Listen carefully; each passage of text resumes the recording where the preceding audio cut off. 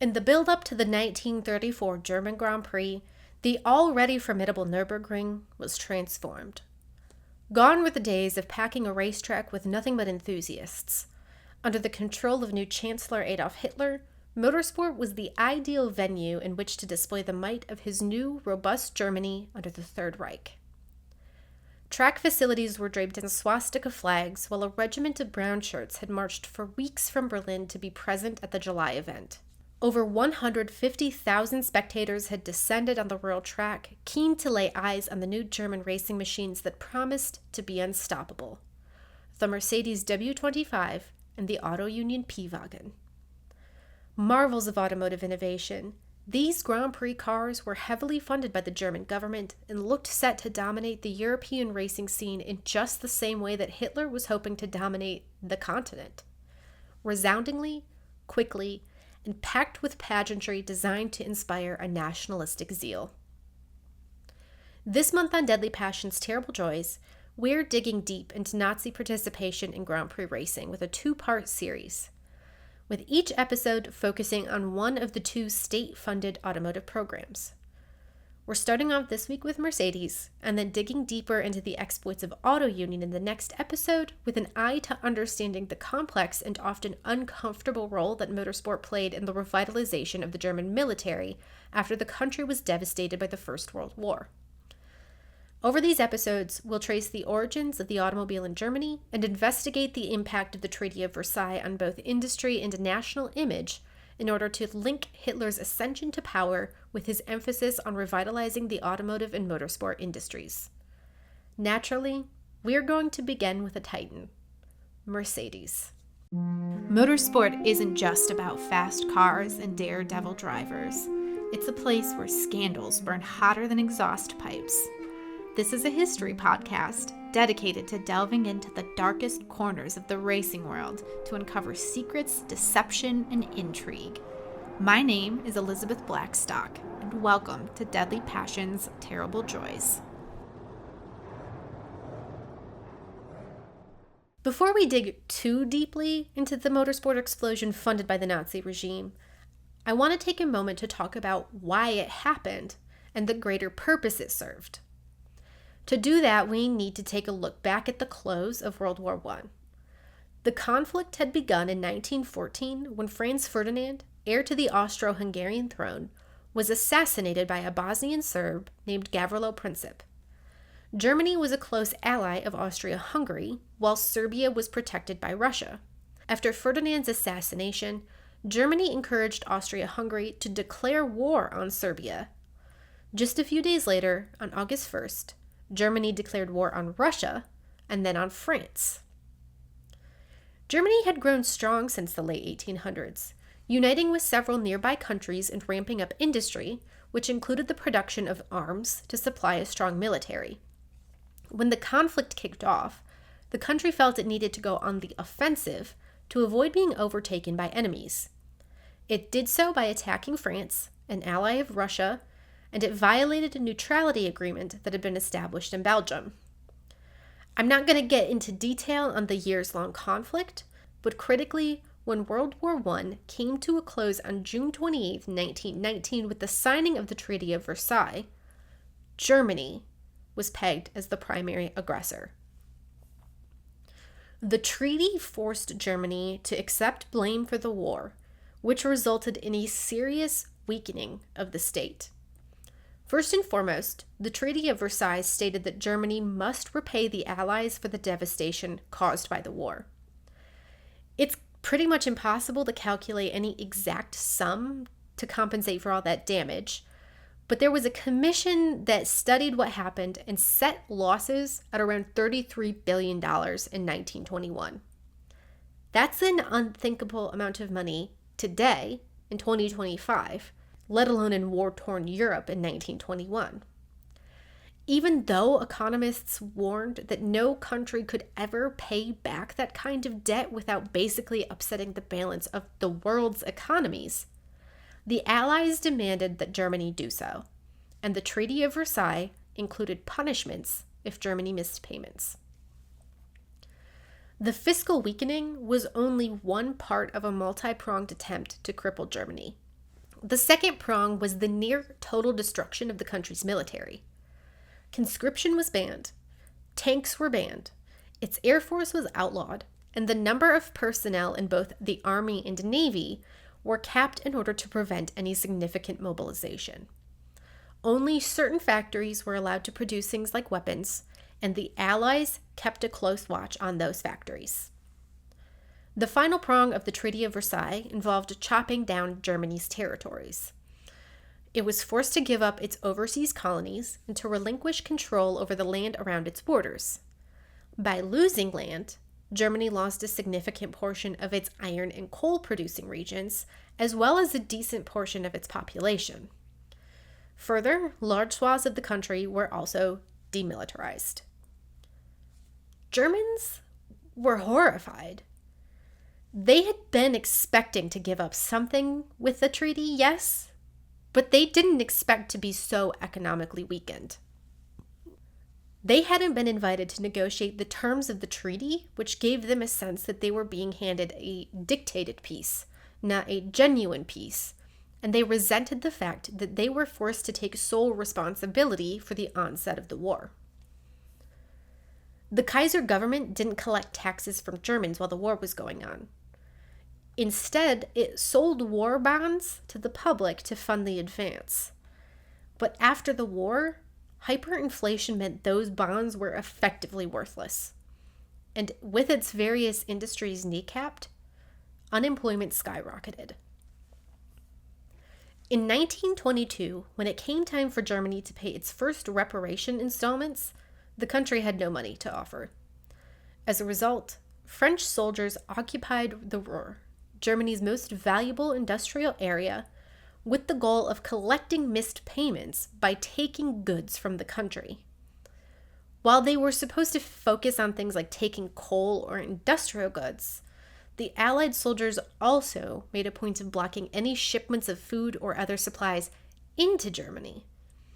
Germans began to practice something that they called passive resistance by destroying their own goods, which resulted in violent conflicts between the locals and French soldiers, and Germany had to step in to rehabilitate over 100,000 German citizens that had been displaced by the conflict. And then, without any of the income from the Ruhr region, Germany's economy spiraled further. The country printed more banknotes, which in turn made those notes worthless and saw the cost of basic goods escalate. Wages for the few folks who could find employment had to be paid daily, because a twice-monthly payment would have required multiple wheelbarrows to cart all of that money around. France was rightfully angry at Germany, but its retaliation was very severe. Countless Germans were left impoverished, trying to find a way of life in the rubble. It makes sense then that many of those Germans were irate at their own government for signing the treaty that was killing the country, even if that government didn't really have a choice. One problem was the whole German guilt thing. In Germany, most people believed that their country had gotten involved in the war as a response to Russia mobilizing its army. And if Russia wasn't to blame for starting the war, then certainly Austria-Hungary should have taken that blame. Germany felt it may have been involved, but it was by far not the only country at fault. The Weimar Republic had been established as Germany's government after the war, but the constant economic problems destabilized it right out of the gate, and many German citizens were keen to oust those officials as soon as possible because they blamed them for bowing to Allied forces. This was a hugely tense atmosphere, ripe for misinformation, disinformation, and retaliation, including something that we've come to call the stab in the back myth. Basically, this myth claimed that Germans didn't lose World War I on the battlefield. They actually lost it at home, where Jews, socialists, and communists conspired to actively undermine the war effort. It didn't matter that this myth was just that, a myth. It provided some kind of explanation for a truly horrifying period of time for many Germans and softened them to accept a more radical, extremist, and nationalist ideals, all while shifting blame onto marginalized parties. One of the biggest proponents of this belief was Adolf Hitler, who was quick to adopt anti-Semitic, anti-capitalist, anti-Marxist, and nationalist ideals after World War I. As early as 1919, he was subscribing to the belief that Germany's ills could be traced back to various groups of people who weren't his ideal German citizen, and he used his strong speaking skills to continue to move up the ranks of political power. In his speeches, he would rail against the Treaty of Versailles and the politicians who let it happen, and the Jewish folks he felt destabilized Germany to begin with. He was good at promoting his speeches and rallies, and he was good at speaking to the fears and resentments that had bubbled up during the war, if only to manipulate those sentiments to his own political need. Before long, he was getting further and further up the ranks of the German political system, and no one was stopping him. But what does this have to do with cars? To start off, Hitler was an avid auto enthusiast, but beyond that, he appreciated what a thriving automotive scene meant. It meant industry was thriving in your country, that people were not only employed, but that they were crafting something exceptional. It meant Germany would be in a position to negotiate for supplies with other countries, which would therefore mean it wasn't as hated or feared as before. It also meant that the country was starting to see beyond mere survival and could look ahead to a future characterized by innovation and growth. It ultimately would mean Germany had once again come to play on a world stage. Just how important was the auto industry to Adolf Hitler and the Nazi Party? Well, on February 11th, 1933, less than 2 weeks after becoming Chancellor of Germany, Hitler capped off a tour of speeches with one of the biggest events of them all, the Berlin Motor Show. There, Hitler promised to slash taxes and regulations that suppressed the auto industry, to build a robust national highway system, to dominate international motorsport, and to evolve the auto industry in line with the aviation industry. He ended his speech by proclaiming, "These momentous tasks are also part of the program for the reconstruction of the German economy," and with that, the Berlin Motor Show opened to the public. To further bolster Germany's automotive efforts, Hitler called the National Socialist Motor Corps, or NSKK, into action. This organization had been officially founded in 1931, but its roots could trace even further back, and effectively it was tasked with training German citizens in the art of motor skills, which included driving, racing, and maintaining their machines. It was all designed to bring into play another of Hitler's aims. A strong automobile industry lent itself to the development of a strong military industry. Yes, technically Germany was still barred from developing military machinery, but the automotive development made for a pretty compelling cover story for mobilization. If an automaker was building a powerful engine, then it was really easy to use the cover story that that engine was going in a race car. If that engine also just so happened to be a perfect fit for a tank or an airplane, well, that was merely an unintended consequence. And if countless swaths of German citizens were being trained to drive and maintain their cars that were flooding the roads, and those citizens just happened to become very good at commanding armored military vehicles in the future, well, again, not the publicly stated point, but a very nice consequence. There's another key factor here too, one that I think can be easily ignored because it's a lot harder to quantify. It has to do with the bolstering of the German spirit and once again uniting the country's people. For decades, to be German was to be looked down upon by the international community, and there wasn't a whole lot to be proud of. The automotive industry, though, was just that, an industry. It could provide jobs. The workers in those jobs could contribute directly to the economy, And if the best of their cars were entered into races in the international motorsport scene, and if those cars could beat the best of the competition from Italy or France, then that gave Germans something to be proud of, something to feel good about. After years of being treated like a weak link in the European food chain, Germany could start to reassert itself as an apex predator, at least on the racetrack. The athletes racing the cars would be seen as the finest specimens Germany could produce, the engineers a sign of Germany's fabulous intelligence. Aryans, Hitler claimed, were the superior race, and he would use motorsport to prove it. But even in the 1930s, the auto industry in Germany was still extremely depressed. It was rebuilding, but it was in no position to be comfortable dedicating tons of resources to building motorsport machines. So, the government stepped in to offer a little bit of financial assistance.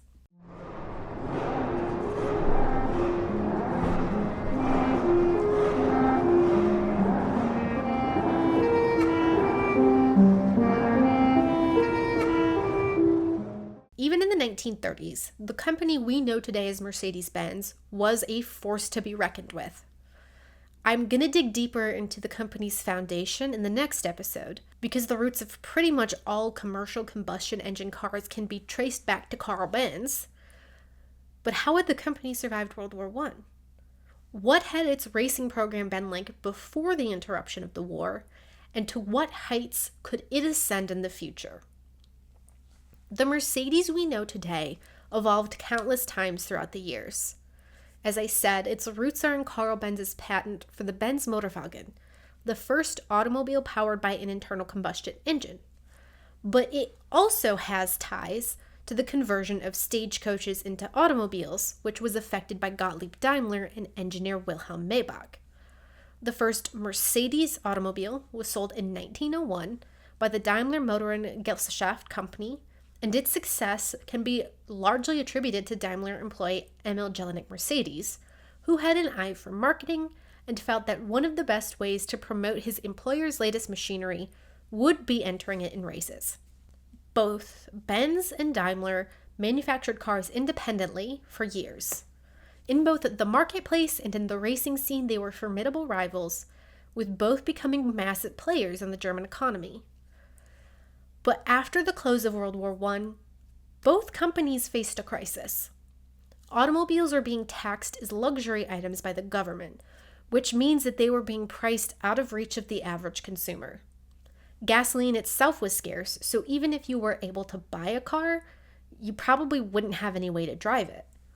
And as I mentioned earlier in this episode, Allied soldiers swept in to snatch Germany's key resources as a way to make up for the country's non-payment of its reparations, and workplace strikes further hampered production. With the foundation of their industry snatched out from beneath them, Germany's automakers needed to find a way to survive. Daimler considered selling a few of its manufacturing sites, but ultimately decided against it in order to continue producing things like bicycles, which were cheaper and had more utility to people who couldn't get their hands on gasoline. In 1923, it was clear that this burgeoning auto industry was about to die if something didn't change. And with the political climate still thick with international angst, survival came down to the companies themselves. Benz had already been feeling the pain, and it had already proposed a merger with Daimler back in 1919. Daimler had rejected it at the time, perhaps hoping the economic crisis was proved to be a passing fad, but both companies continued to struggle through the next few years as separate entities. When the economy didn't improve, both firms met in 1924 to hash out a deal that they named the Agreement of Mutual Interest. Under that deal, Benz and Daimler would standardize design, production, purchasing, sales, and even advertising.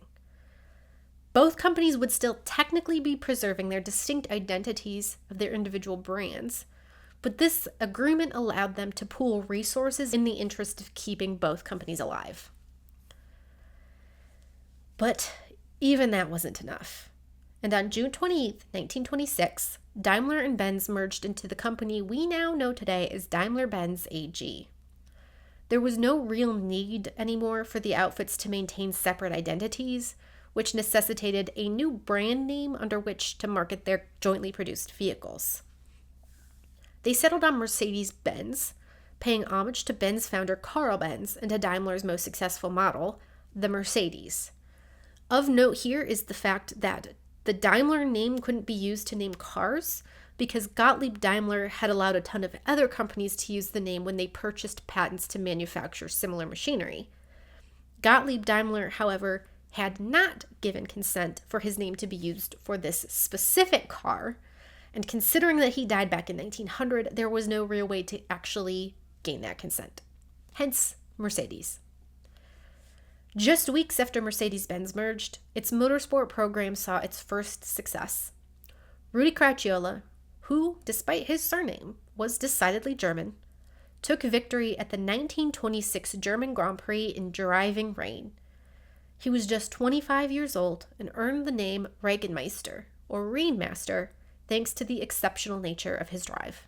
To stick it out through these next difficult years, the Mercedes-Benz board decided to limit the number of car models the new brand would produce and to refine the manufacturing process at the outfit's major factories. A longtime Benz employee named Wilhelm Kissel took over, and one of the key promotional tools for the brand would be motorsport. At least until 1930. The year prior, the U.S. stock market crash had decimated economies all around the world, and Mercedes-Benz was feeling the pain. The company sent off letters to its greatest drivers, including Cracchiola, to inform them that it would be stepping back from the world of motorsport because the competitive arm of the company was dead. Cracchiola went immediately to Stuttgart in hopes of convincing Kissel to change his mind, but the Mercedes-Benz man was adamant.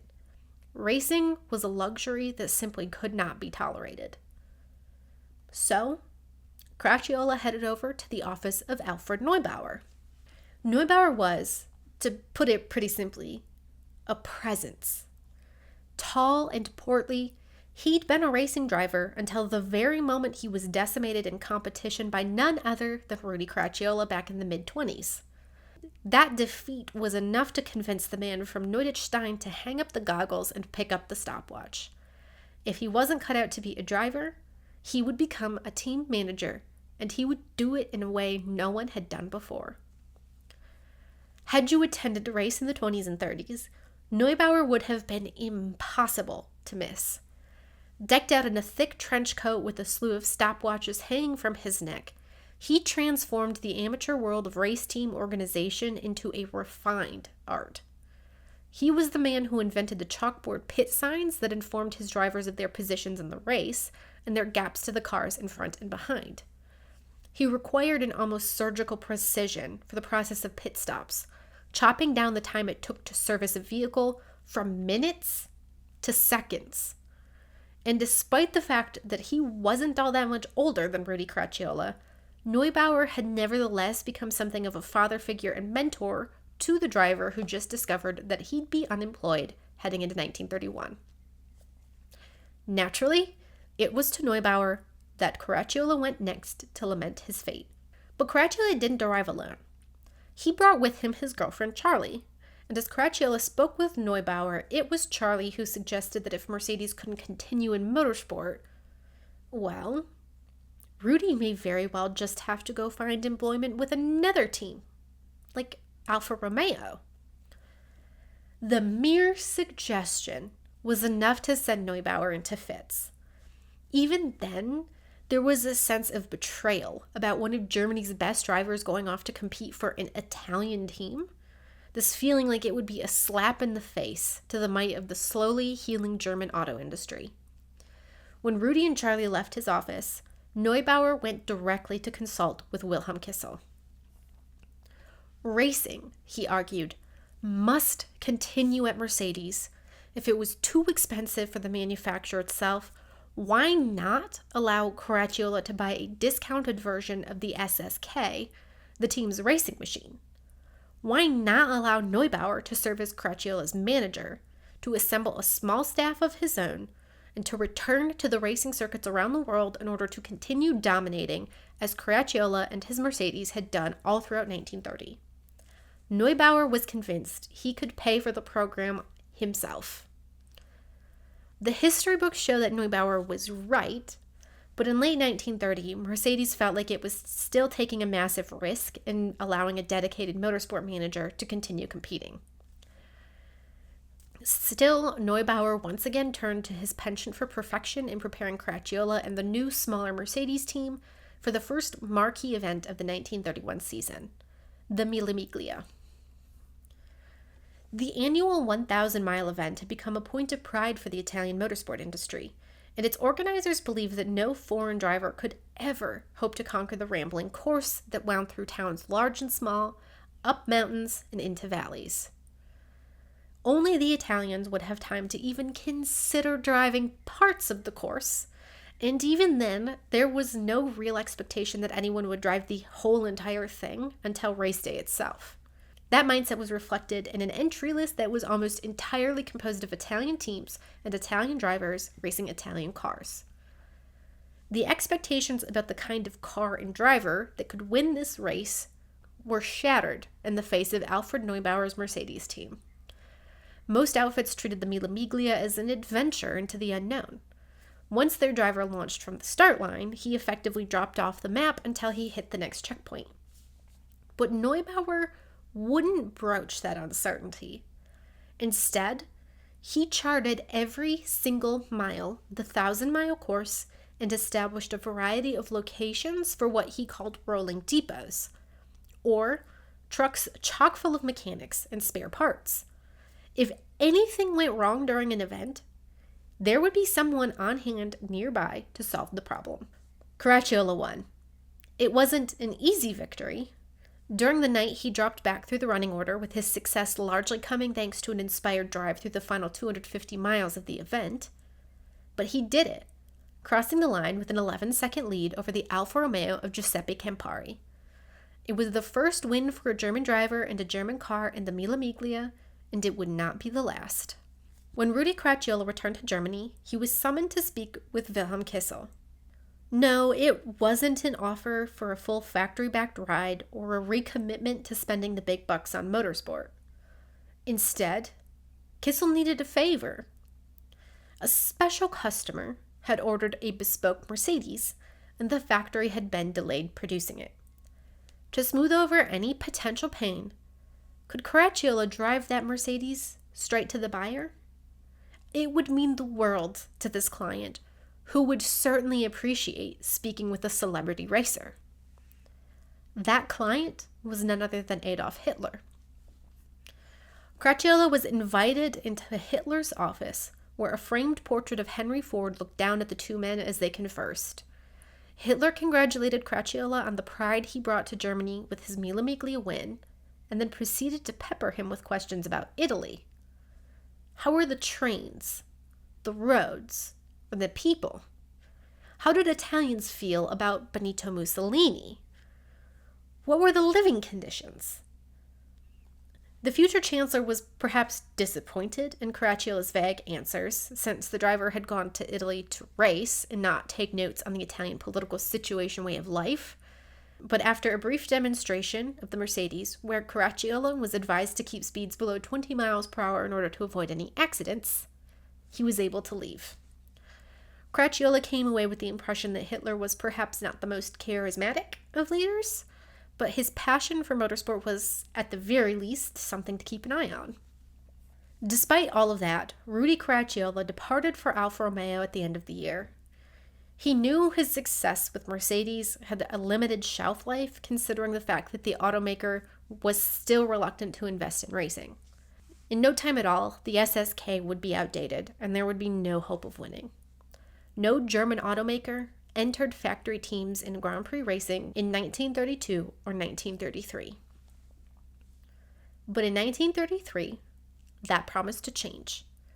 Rudi Caracciola was one of several German driving stars invited to the Berlin Motor Show, where new Chancellor Adolf Hitler announced that he would be offering a total of 500,000 German marks to the automaker that announced its intention to return to Grand Prix racing.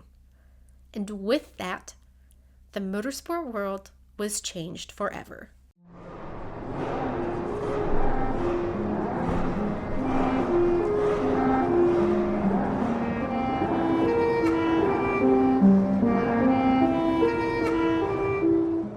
When the Daimler-Benz board met at the automaker's Stuttgart headquarters shortly after the Berlin Motor Show, the moods of the assembled men had brightened considerably. After several difficult years, Mercedes was now greeted with an opportunity to redefine its brand on the world stage and to solidify its position as a friend to the German government. It was once again time to go racing. And that was largely thanks to the fact that many folks at Daimler had already maintained close ties to Hitler. The company advertised in Nazi newspapers and offered discounted vehicles to Hitler during his trips around Germany. The new chancellor was a fan of motorsport, so Mercedes would send its best drivers over to visit with Hitler. And when Hitler established the National Socialist Motor Corps to establish a greater understanding of automobiles all throughout Germany, racers were required to become members. Mercedes board members raised money for Hitler's political campaigns, and in return, Hitler reassured the manufacturer that it would receive favorable contracts in the future when it came time to start rebuilding the German army. That military aspect was huge. Orders for heavy trucks were already coming in at record pace, and Hitler had asked Mercedes to build prototypes of airplane engines and tanks. After a lean period of production that saw Daimler profits fall, the board members were very pleased to take advantage of any injection of government funds in order to start cranking out military products. Motorsport would take up much the same purpose by providing a huge propaganda blitz about the performance of German machinery and athletes. Manufacturers like Daimler hoped to take advantage of the increased interest in their machinery by becoming bigger players in the export market, but when they weren't entering motorsport, that was really, really hard. Heading into 1934, the Association Internationale des Automobiles Reconnus, or the sanctioning body that would ultimately become the FIA, had introduced a brand new set of rules for Grand Prix racing. Speeds were limited at a maximum of 140 miles per hour, while each race car was limited to be 750 kilograms at the heaviest. Between the development required to build these cars and the staff required to run the race team, Wilhelm Kissel estimated that it would take at least 1 million marks per year to be able to find its competitive footing. In modern US dollars, we're talking in excess of 8 million today. State funding was absolutely necessary for Mercedes to re-enter the racing scene, and it was something that had already been on the company's mind since Adolf Hitler had promised to invest in motorsport when he became chancellor. The announcement of the 500,000 mark endowment to any German manufacturer who represented the country in international Grand Prix racing was exactly what Mercedes needed. There was just one problem. It wasn't going to get the sum. A new company named Auto Union had popped up, and it had hired Ferdinand Porsche to design them a brand new race car in hopes of soaking up some of the funds on offer. We'll talk more about Auto Union in the next episode, but in broad strokes, the company was founded when four struggling automakers merged together in order to continue to survive. Those automakers, Audi, Porsche, DKW, and Honda, had never quite assumed the might of Mercedes, but because they were also interested in racing, Hitler decided it would only be fair to divide his 500,000 mark prize between two companies. Kissel protested, and in March, he and other members of the Daimler board drafted a letter to Hitler that argued it deserved the full prize offering. Since in the course of the company's history, the letter read, our mark has contributed frequently and significantly to the respect paid to Germany at sporting events. We would dedicate all of our skill and knowledge to this and would deem it an honor if we were enabled to represent the German flag in the future of the sport. Adolf Hitler agreed. He too thought the Reich should fund Mercedes' ambitions. He also still believed that Auto Union deserved the same, and so he firmly decreed that both parties would split the 500,000 marks equally between them. What to do?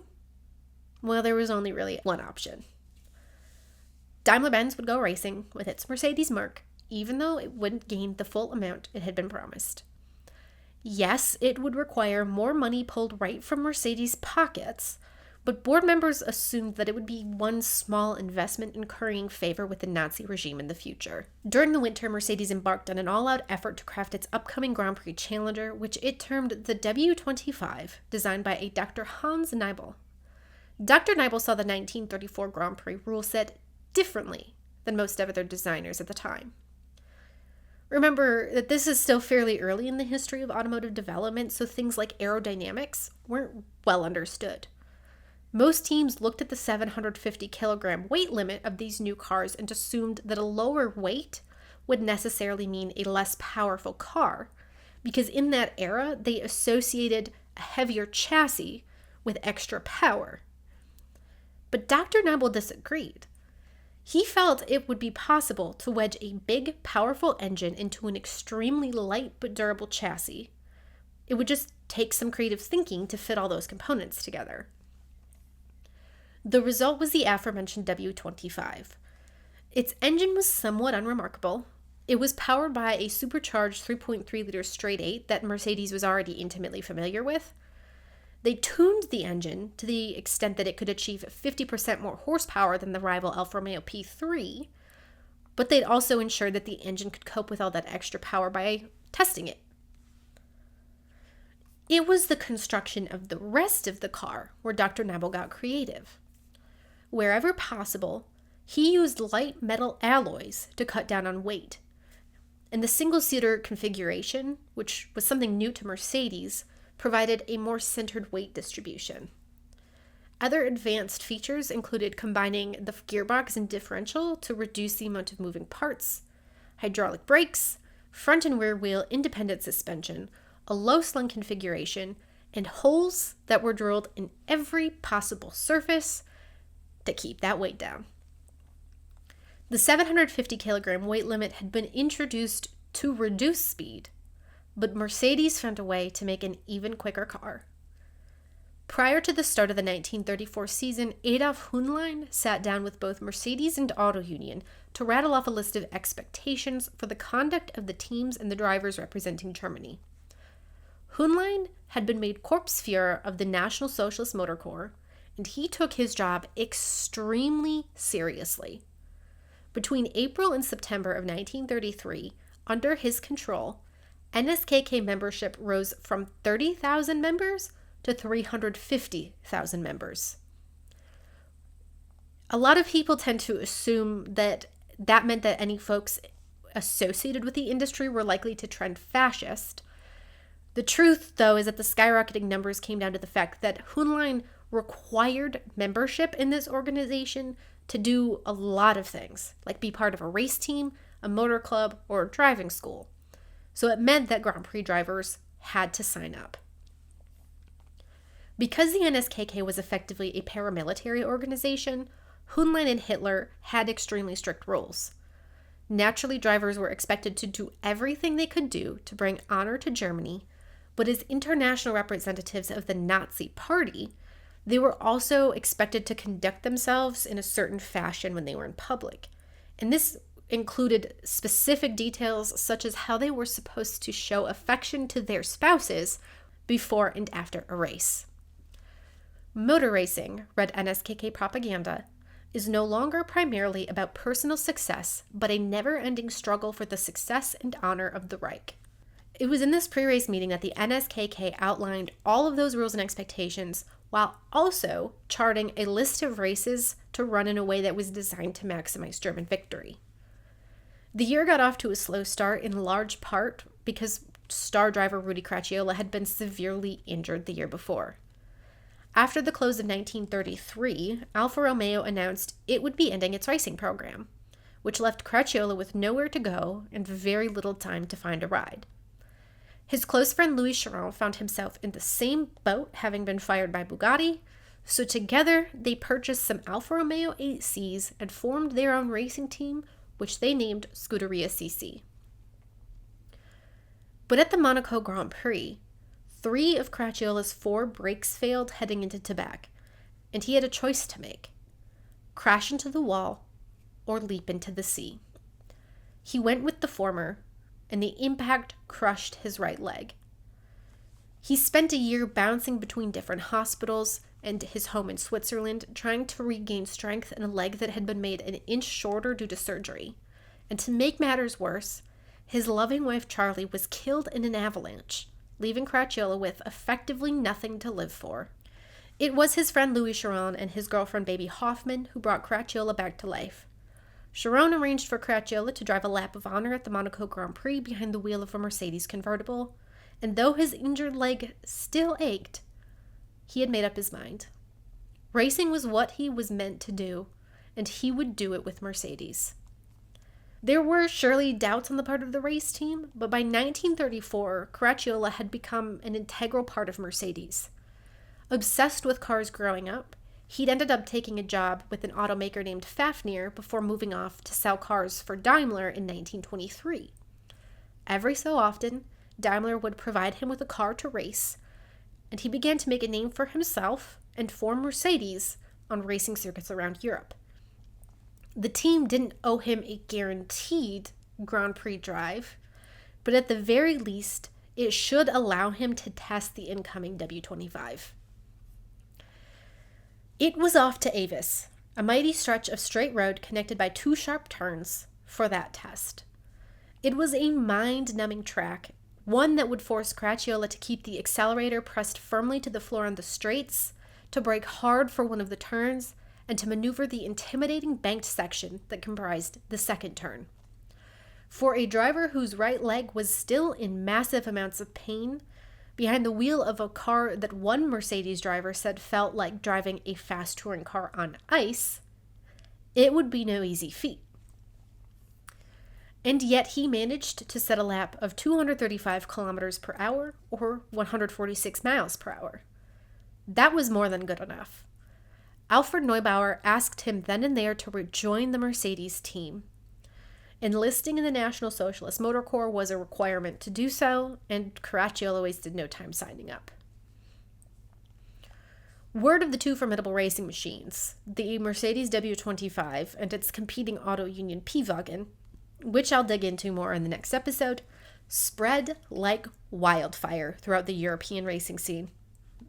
The 2 machines were drastically different, but both were quicker off the line, faster down the straights, and tighter through the corners than anything anyone had ever seen before.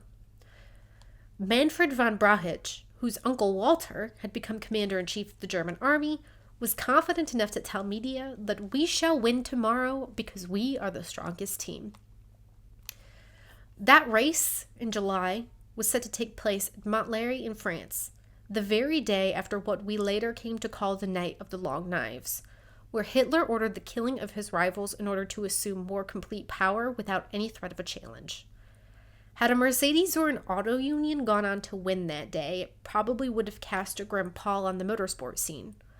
But instead, it was Louis Chiron and Alfa who took victory, as one after another, the W25s and P-Wagens fell apart. Chiron celebrated his win, but it came with a sense that time was running out.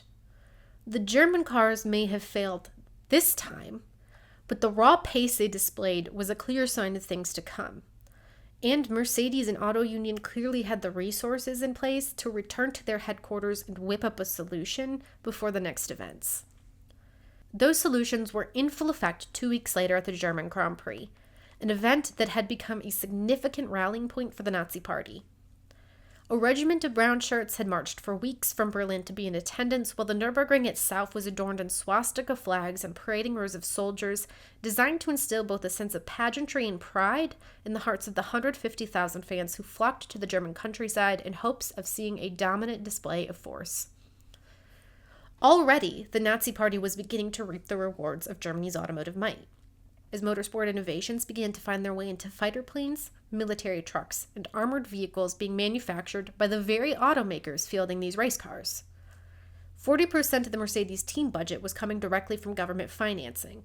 Hitler had only promised 500,000 marks to be split between Mercedes and Auto Union, and had instead provided Mercedes with 907,000 marks when the power of their machinery became clear. For every accomplishment, they were afforded bonus checks that encouraged them to keep pushing for more performance. At the 1934 German Grand Prix, Hans Stuck took the checkered flag behind the wheel of an Auto Union. The full force of the German machinery had yet to be unlocked, as many other drivers retired, but it did kick off a pattern of dominance that would go on to last the remainder of 1934 and well into the rest of the decade. It was a dominance characterized by an attention to detail that no one had ever seen before in Grand Prix racing. The cars were stunning, but the German teams didn't hesitate to take an advantage whenever they could find one. Germany's national racing color, for example, was white, but in an effort to find even a fraction of additional pace, Mercedes and Auto Union stopped painting their cars and adding that extra weight, leaving the metal bodywork exposed and earning them the nickname Silver Arrows.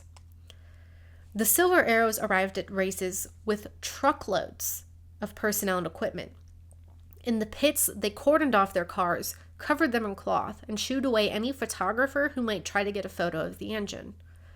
Mechanics and drivers kept their cards close to their chests, unwilling to expose any secret that could benefit the competition. During pit stops, a formidable army of mechanics descended upon the car, each completing one or two tasks to utmost perfection. Alfred Neubauer, head of the racing program for Mercedes, was known for fastidiously laying out the pits in such a way that all necessary equipment was readily available to hand, and for becoming the first person to devise the pit-to-driver communication system to keep his drivers abreast of changes in the race or demands from the team. Coming into 1935, Mercedes had already begun assisting Hitler in the rearmament of Germany through the military contracts, while the government began to lay the fault of the country's failures squarely at the feet of the so-called enemies of the Reich. It was becoming impossible to avoid the political connotations of motorsport, but for drivers like Rudi Cracciola, they really tried to push those increased tensions to the side and focus just on racing. Over the off-season, Mercedes had refined the faults of the W25, and Cracciola was able to take an easy early victory at Tripoli in a win that Daimler-Benz hailed as showing the absolute superiority of German technology. It would go on to be a dominant showing for Cracciola and the Mercedes team. Of the 7 events comprising the official Grand Prix season, they won 5. The French Grand Prix at Montlhéry, the Belgian Grand Prix at Spa, the Swiss Grand Prix at Bremgarten, and the Spanish Grand Prix at Les Sardes. Cracciola was crowned European champion.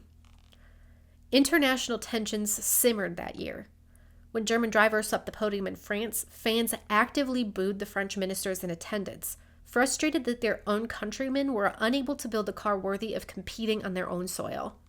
In October, Benito Mussolini ordered Italian troops to invade Abyssinia, and the lack of response from France and England helped him realize that aligning with Hitler may very well prove fruitful. As such, when it came time to sign drivers for the coming season, Mussolini ordered his Italian teams to specifically hire drivers from Italy. All the while, Hitler was personally approving driver hires for German teams. Louis Chiron was only barely improved, while at Auto Union, Hans Stuck was almost fired because he was married to a woman who had a Jewish grandfather.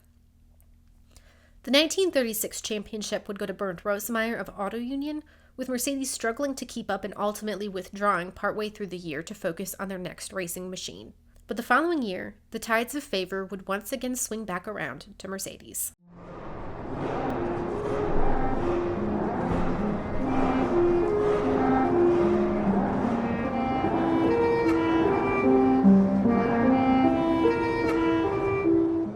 Grand Prix racing was originally ruled by the French, who had become horrified at how resoundingly they were being beaten by German cars and German drivers at every turn. So, the AIACR put its hands together, and for 1937 it unveiled a new regulatory set that it hoped would handicap German operations. Rather than limit weight, this rule set limited engine capacity with the hope of lowering speeds and allowing a broader variety of cars to participate. The AIACR implemented a sliding weight-to-engine ratio where unsupercharged cars could have a maximum engine capacity of 4.5 liters and a minimum weight of 850 kilograms, while supercharged cars could have a maximum of 3 liters for the same 850 kilogram weight. Critically, any kind of fuel was allowed. The plan backfired almost instantly. The German government was willing to offer Mercedes and Auto Union absurd amounts of money to craft these new machines, and their ongoing experiments with fuel mixtures would inherently give them an advantage as well. The best France could come up with was a subscription fund set up in such a way that motorsport enthusiasts could purchase lapel badges, and the money from those purchases would go to funding French race teams. It was clear from the start that that would never be enough. With the new specifications in mind, Mercedes set to work building its next racing machine, which it would call the Mercedes-Benz W125. To craft this car, Mercedes-Benz set up a new racing department that would do nothing but focus on the design of its new challenger. Rudolf Uhlenlaut was chosen to lead the design team, which was an interesting choice considering that he had never designed a race car before and was just 30 years old. However, he had logged hundreds of hours on the Nürburgring testing Daimler's road cars, so he knew quite intuitively how to build a car that could handle high-speed conditions at one of the most dangerous circuits in all of motorsport history. In his new role, he had a chance to test the old W25, and he quickly pinpointed one critical problem. The suspension was too stiff. It was almost impossible to make the car's wheels follow the curves of the road, and the chassis would flex in response. That formed the basis of the W125's design brief: a stiffer chassis and softer suspension. That kicked off a revolution. Within 6 months, Uhlenlaut and his crew of 300 engineers, technicians, and mechanics completely transformed the team's previous challenger. First and foremost, the entire chassis was replaced with a stronger oval tubular frame made of nickel, chrome, and molybdenum steel alloy, which, when combined, reduced chassis flexion immensely. Uhlenlaut lengthened the wheelbase for better stability, improved the brakes, and paid particular attention to that problematic rear suspension by bolstering its hydraulic shock absorbers. As for the engine, this new car would be fitted with a 5.66-liter straight-eight supercharged engine that Uhlenlaut had improved with a better crankshaft. And to stay under the weight limit, much of the car was constructed of light alloy steels. But just how revolutionary was this machine? How powerful? Well, in early tests at the Untertürkheim plant, the engine developed 589 horsepower, far more than the W25 had made at its most powerful and efficient spec. Just for comparison, the average road car was making well under 50 horsepower at this time, and no racing car would be fitted with a more powerful engine until the Can-Am Series Challengers in the late 1960s, and it wasn't until the 80s that Grand Prix cars returned to this level of capability. On the road, it was a dream.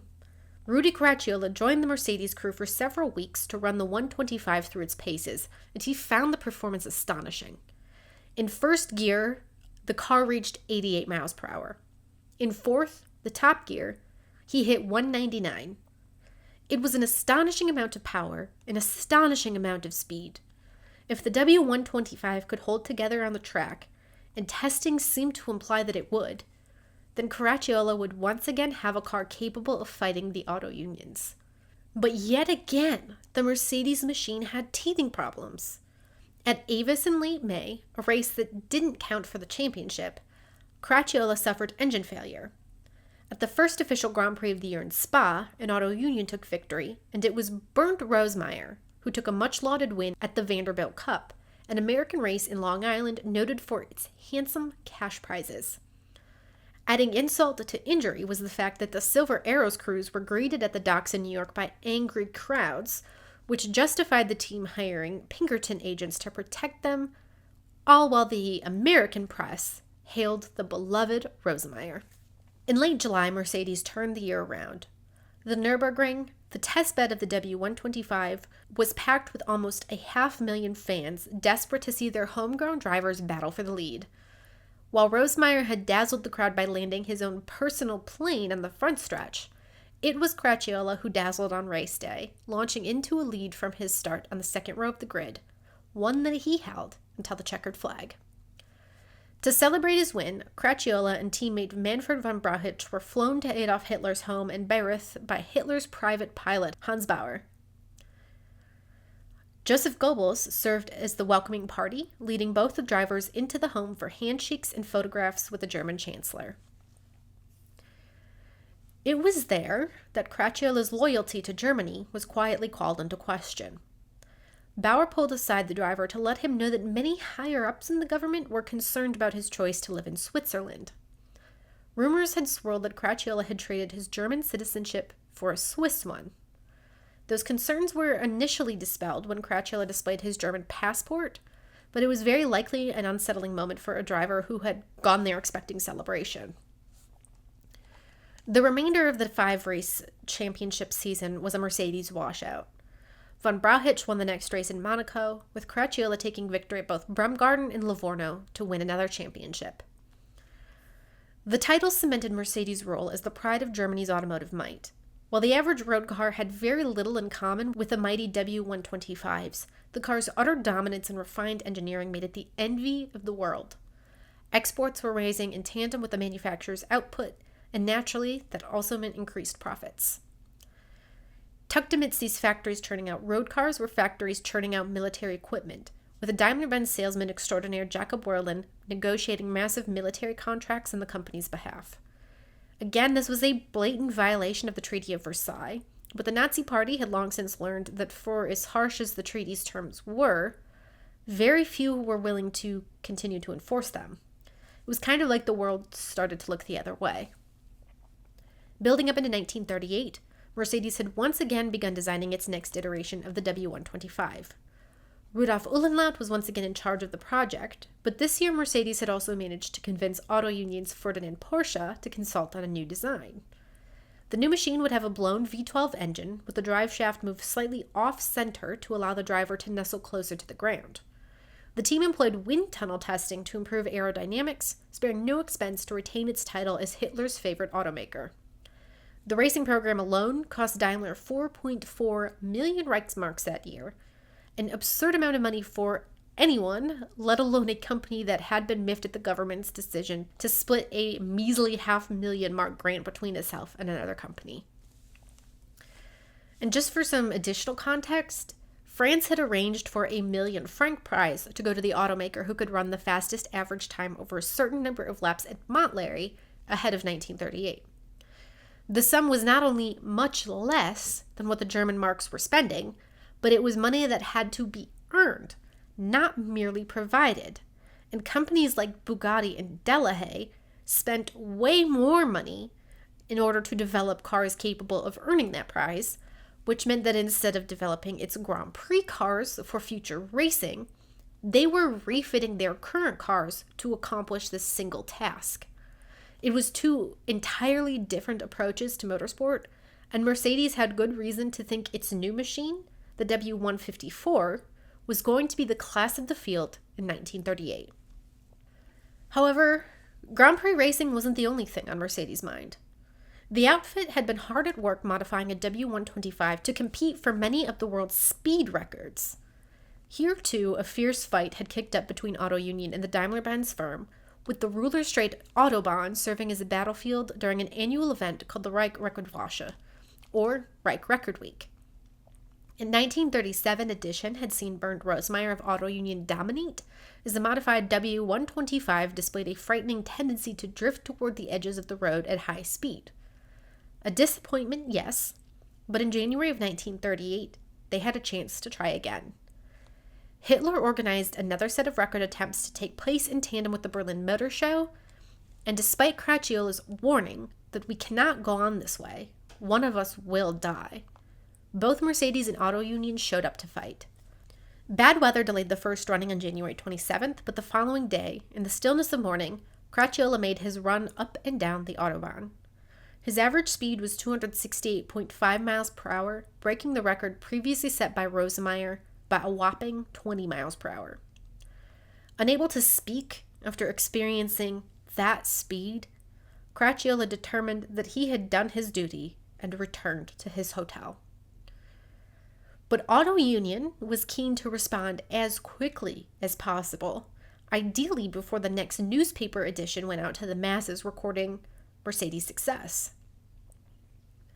Bernd Rosemeyer rushed to the track and, ignoring the wind that had begun to pick up, made a record attempt. He failed to usurp Cracciola's record on the first run. They closed off air intake ports for the radiator and topped up the fuel just before noon as the wind gusted ever harder, Rosemeyer went out to try again. He never returned. In a flash, the rivalry between Crutchfield and Rosemeyer had come to an end. The former was left to represent the greatest Germany had to offer in the racing department at the Berlin Motor Show, while Nazi officials hailed Rosemeyer's crash as an honorable, noble death, one dictated by fate as he pursued glory for the Reich. A robust testing program for the upcoming Mercedes W154 kicked off at Monza, tucked away in Milan, as Hitler began to alert the world to his intention of taking over Europe. The first major race of the 1938 season was at Po on April 10th, and Germany was gearing to secure a victory that seemed almost guaranteed. Daimler-Benz churned out press releases praising its drivers and engineers in the build-up to the race, while Wilhelm Kissel was hoping victory at the French track would lead more Germans to vote Ja on a referendum being held the same day.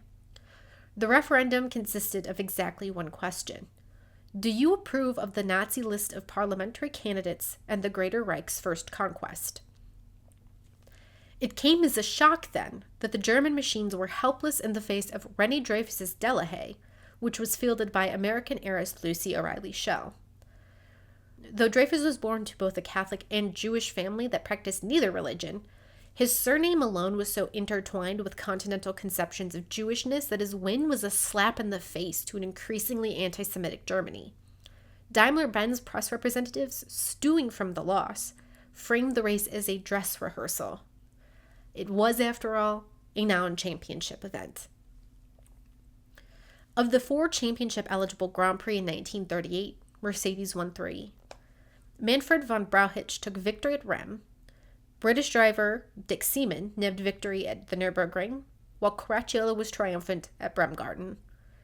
The only other event won by another team, Auto Union, was a home victory for Tazio Nuvolari at Monza in September. Thanks to the fact that he had finished on the podium in every event, Crutchfield was once again crowned European champion. It would be the last full season of motorsport in Europe before World War II erupted in September of 1939. Mercedes was again dominant in 3 of 4 events that were hosted that season, with Hermann Lang winning both the Belgian and Swiss Grand Prix and Crutchfield winning at the Nürburgring. Trouble, though, was brewing in the Mercedes ranks. Crutchfield felt that the entire team, starting with Herr Sailor through Neubauer down to the mechanics, boasted an obsession with his teammate, Hermann Lang. In a letter to Wilhelm Kissel, Crutchfield continued, Herr Neubauer admitted frankly to Herr von Brauchitsch that he was standing by a man who has good luck and to whom the sun shines on. I really enjoy racing and want to go on driving for a long time. However, this presupposes that I fight with the same weapons as my stablemates. Yet this will be hardly possible in the future, as almost all of the mechanics and engine specialists in the racing division are on Lang's side. Ultimately, it wouldn't matter. After Germany invaded Poland, something as frivolous as motorsport would never last long. Its purpose, motivating German citizens in a sporting battle against foreign nations and co-opting racing tech for military uses, had been served. While the AIACR never officially selected a champion that year, the National Socialist Motor Corps decided that the true victor should be Hermann Lang of Mercedes, even though Auto Union's Paul Mueller had a much stronger claim to the title. When the war officially got underway, Crutchfield tucked himself away in his home in Switzerland. Mercedes-Benz, which had been steadily rearming the Nazi military through the production of its LG 3000 trucks and its DB600 and DB601 aircraft engines, continued production through the war. Passenger car manufacturing came to a halt in 1942 when it became clear the war would not be a quick one, and that Mercedes would need to increase the output of trucks and spare parts. To do so, as increasing numbers of men were drafted into war, Mercedes hired women and bolstered its ranks with forced labor from prisoners of war, detainees from concentration camps, and abducted civilians. Those forced labors paved the way for Germany's smooth transition back to economic production in the 1950s by bolstering Germany's economy during the war. It wasn't until 1986 that Daimler-Benz even acknowledged its role in supplying the Nazi military with weapons of war, and in 1988 it paid out millions of dollars in reparations to those former forced laborers. Over 60 million people were killed in World War II, with at least 11 million executed by the Nazi regime in historic acts of cruelty and intolerance. Daimler-Benz and its motorsport program played a significant role in facilitating the most devastating war of all time.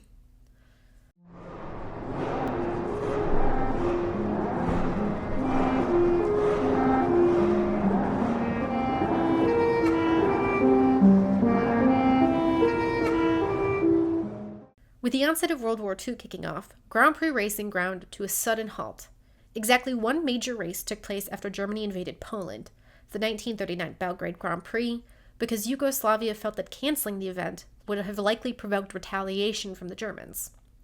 But the Grand Prix didn't exactly attract a stunning array of the world's best talent. The entire field was made of German cars, with one exception, a local driver who entered his own Bugatti. Italians had been barred from travel.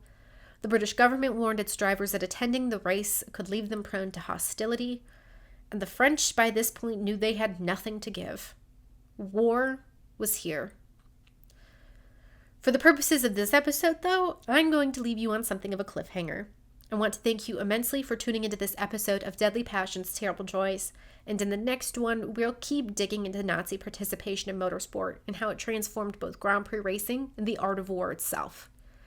Next time, our focus will rest on Auto Union, which was Mercedes' prime rival, and we'll wrap up with the impact that both of these automakers had on the actual construction of military equipment and what happened to them after the war. If you've enjoyed this episode, please subscribe to the show, give it a rating, and leave a review. If you're hungry for more, please don't forget to check out the DPTJ Substack, where I'm digging into contemporary motorsport news, breaking down the barriers to becoming a motorsport journalist, and keeping you up to date with everything you should be reading. Finally, if you have further questions, sponsorship opportunities, or you just want to reach out, I have an email for that. deadlypassionsterriblejoys@gmail.com. Finally, we're ending with La Source, the segment named after the iconic turn at Spa-Francorchamps, but that serves as my bibliography for each episode. It's important to me to cite regularly and accurately, so I'm giving a shout out to some of the most influential sources at the end of each show, but as always, the full list is down in the description. This week I've drawn from quite a few historical sources, as well as books like Faster, How a Jewish Driver, an American Heiress, and a Legendary Car Beat Hitler's Best by Neil Bascom, and A Race with Love and Death, the story behind Britain's first great Grand Prix driver, Richard Seaman, by Richard Williams. Both of those are absolutely incredible pieces of history written in an almost novel-like format that really sucks you in, so I think they're two critical elements of any motorsport book collection. Thank you for joining me this week, and I'll see you for the next episode of Deadly Passions, Terrible Joys.